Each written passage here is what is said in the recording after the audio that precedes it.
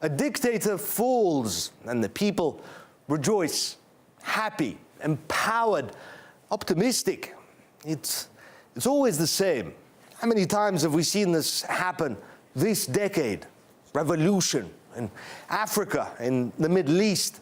The dictator, Omar al-Bashir, was removed by the military, which sided with the people.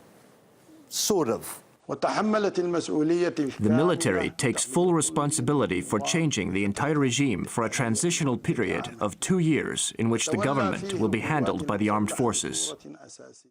Now, you can understand why people are a bit miffed. They rebelled, risked everything to get rid of a dictator, for freedom, for democracy. And what they got at the end is a military regime. What has been just stated is for us a coup, and it is not acceptable. They are recycling the faces, and this will return us to where we have been. On the other hand, consider how much worse it could have been.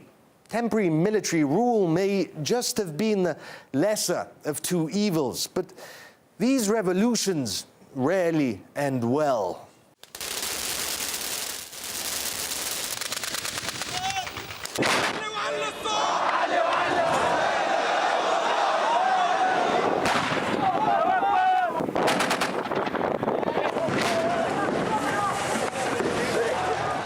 You may recognize this picture. It's from a different era. Most of the leaders are either deposed, in exile, or dead. Their countries no better off.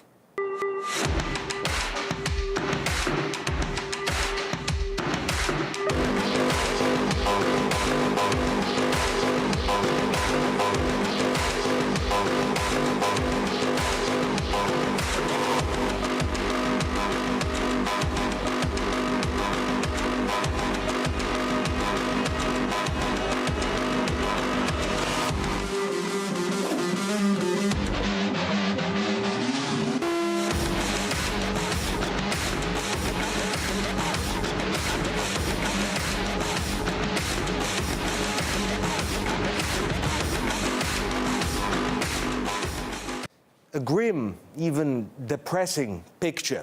Yet it seems people just don't learn from the past. Earlier this week, we heard the same tired calls from the UK, US, Norway, calls for regime change. The demand for political change from the courageous and resilient people of Sudan is becoming ever clearer and more powerful. The Sudanese people are demanding a transition to a political system that is inclusive and has greater legitimacy. There is a reason they wanted him gone. Not so much because he's a dictator. They have plenty of tyrannical friends. No, because Mr. Bashir, like Saleh and Gaddafi before him, made inroads with the West's rivals. He boosted relations, trade, military and economic cooperation with China, with Russia, Iran. السودان فيه مشاكل كثيرة. Any Arab-Iranian conflict will harm the whole region, Arab countries, and Iran itself. Neither Iran nor the Arabs would leave the region. I suppose the best option is to coexist and deal with the problems that we have through dialogue and negotiations. It is better than using guns. And that, it would appear, was an unforgivable sin. The United States considers Africa its own and doesn't want anyone else on its turf. Unfortunately, billions upon billions of U.S. taxpayer dollars have not achieved the desired effects. They have not prevented other powers such as China and Russia from taking advantage of African states to increase their own power and influence. From now on, the United States will not tolerate this long-standing pattern of aid without effect. To be fair, Mr. Bolton, you hardly helped. Years of U.S. sanctions, of civil war, atrocities, and the split-up of the country have left their mark. Sudan is a traumatized nation. Expecting democracy and magical reforms overnight is, well, it was never going to happen.